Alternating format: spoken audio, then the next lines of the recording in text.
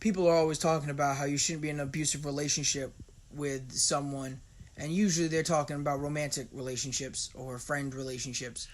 But this morning when I was at work, I just got to work, and my boss starts giving us a bunch of shit, and his wife starts giving us a bunch of shit, and they're in two different rooms, and they're both yelling at me and trying to get my attention, and I'm trying to bounce back and listen to them, and I've just got sensory overload because neither one of them will stop talking.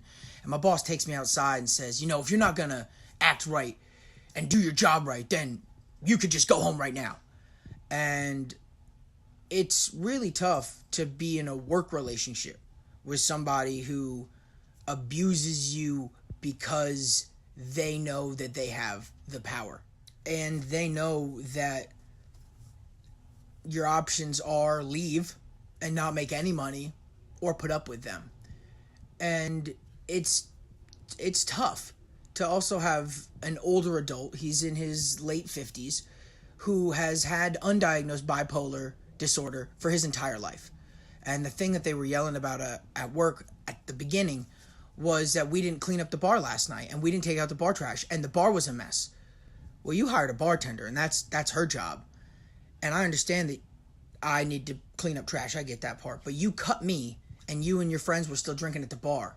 So when I come in early to work and your beer bottles are on the bar and I had gone home, I don't see why I'm getting yelled at for you not picking up your trash. I'm giving you guys this information because with me and my friends, we had established this thing that we call real talk.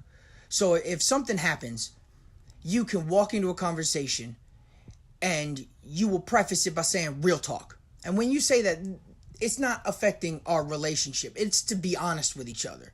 Real talk. Last night, you and your girlfriend were just being real verbally abusive to each other, and you were being mean to me and verbally abusive, and that's not okay, man. And real talk.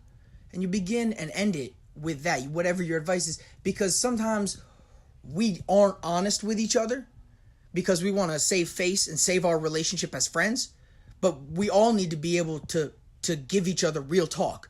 And it's unfortunate there's a lot of people that just can't handle that. And I'm not trying to beat a dead horse here, but if you say you're my friend and I think of you as my friend, then that means that I am able to listen and hear your real talk. And I hope it means that you are able to listen and hear my real talk. And my real talk is coming from my heart. It's not coming because I'm trying to be an asshole. It's coming because I need you to know that I noticed something about your behavior, or you noticed something about my behavior.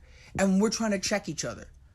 Because much like our legal system, if there are not checks and balances, then it all falls apart.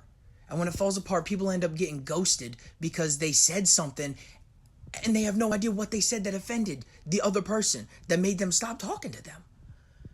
So just remember that if you got friends, you got to be able to have that real talk and to be real and honest with each other, because that's how friendships work.